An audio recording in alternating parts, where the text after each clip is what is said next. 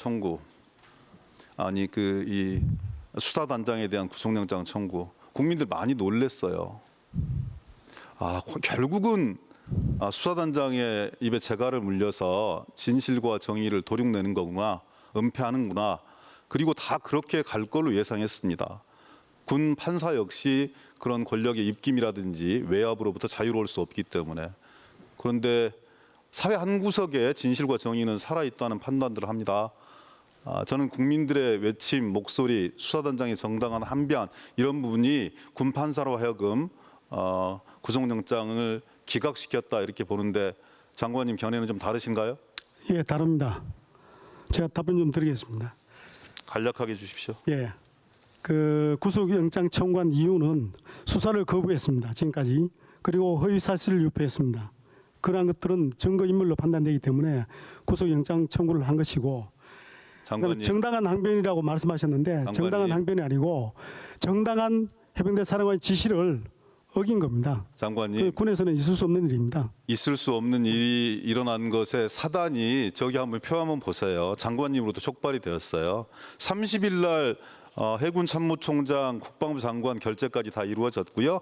31일 날 오전에 비공개 수석비서관 회의가 진행이 됩니다. 어떤 일이 있었는지 모르겠지만 31일부터 1일까지 장관님과 장관님의 참모들이 해병대 사령관과 해병대 수사단장에게 전화를 하고 지시를 하고 이런 수차례의 과정들이 어찌 외압이라고 느끼지 않을 수 있겠습니까? 한번 보십시오. 장관님 출장 가시기 전에 해병대 사령관한테 유선으로 지시했습니다. 부사령관한테는 대면으로 지시하셨습니다. 이첩 보류 지시하셨습니다. 그리고 출장 가셨어요. 기자 설명회, 국회 설명이 다 취소되었습니다. 국방비서관이 사령관하고 통화합니다. 차관이 해병대 사령관하고 통화합니다. 사령관이 또 수사단장하고 얘기합니다. 대통령 경로 사실을 전파를 합니다. 법무관리단이 32일과 1일에 걸쳐서 5번에 걸쳐서 수사단장하고 통화를 합니다. 그러면서 혐의자와 범죄명을 제외하라 이렇게 얘기를 합니다. 물론 법무관리관은 그렇지 않다. 일반적인 안내사항이었을 뿐이다 라고만 얘기합니다.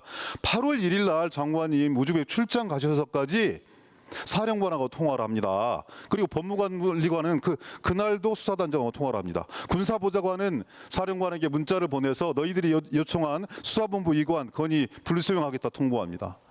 이렇게 수많은 이 개입에 대해서 과연 외압이 아니라고 판단할 수 있겠어요? 저는 우리나라 군대가 언제부터 이렇게 되었는지 모르겠습니다.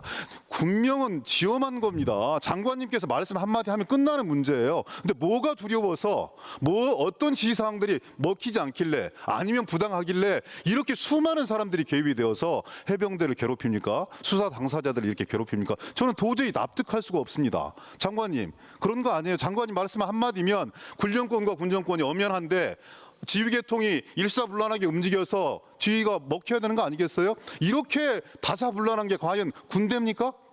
답변 드리겠습니다. 그 결과적으로 놓고 보면은 여러 차례 통화가 같지만은 다 각각 이유가 다릅니다. 다르고 지시는 최초 지시가 제대로 된 지시였고 그다음부터는 그 배경 설명, 그다음에는 차관이 한 것은 제가 출장 갔기 때문에 차관이 장관 대리근무이기 때문에 임무를 수행한 것이고요. 세상에 하나의 사안을 가지고 저렇게 수많은 지시와 통화가 이루어졌다. 그것도 해병대 사령관과 수사단장에게 누가 저걸 자연스러운 과정들로 생각하겠습니까? 장관님 스스로 해군 참모총장과 해병대 사령관까지 결재한 상황이 단 하루 만에 역전이 되고 그 역전된 상황들을 보증하고 그리고 보강하기 위해서 저 많은 사람들이 움직였어요. 청와대 안보실 사람들까지 같이. 여기에 대해서 어떤 국민이 정당한 수사가 제대로 잘 집행되고 있다 이렇게 느낄 수 있겠습니까? 의원님, 그리고 장관님께서는 정당한 지시였다고 말씀을 주시는데 군사법원법 개정안 취지를 너무나 잘 아시잖아요. 이런 구체적인 3대 사건에 대해서 성 관련 범죄라든지 군대 내 사망 사고라든지 입대 전 사고라든지 이런 것에 대해서는 인식하는 즉시, 인지하는 즉시 지체 없이 다른 수사기관에 넘기라고 한 거 아니겠습니까? 그 넘기라고 하는 기관의 주체는 군 검사나 군 사법범죄관이라고요. 법무관리관이 아니라. 그런데 왜 장관님 이렇게 수많은 이 구체적인 사실에 개입하시고도 이것이 정당한 지시라고 강변하십니까? 의원님, 전혀 그렇지 않은데. 개정된 군사법에 따르면은 범죄 혐의가 인정되면은 이첩하는 것이고 그 사망의 원인 제공을 한 사실이 없으면은 군에서 조사를 하는 겁니다. 그리고 저희들이 군수사단에서 한 것은 수사가 아니고 입건전 조사입니다. 입건 조사고 그 인과관계가 있는지 판단하기 전까지는 군에서 조사를 해야 되는 겁니다. 그 차원에서 조사를 했던 것이고요. 조사가 어디 있습니까? 수사기관이 무슨 여론조사기관입니까? 그렇지 않습니다.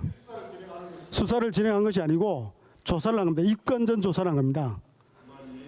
자, 보충 질의 이용해 주세요. 그리고 정리해 주시 기 바랍니다.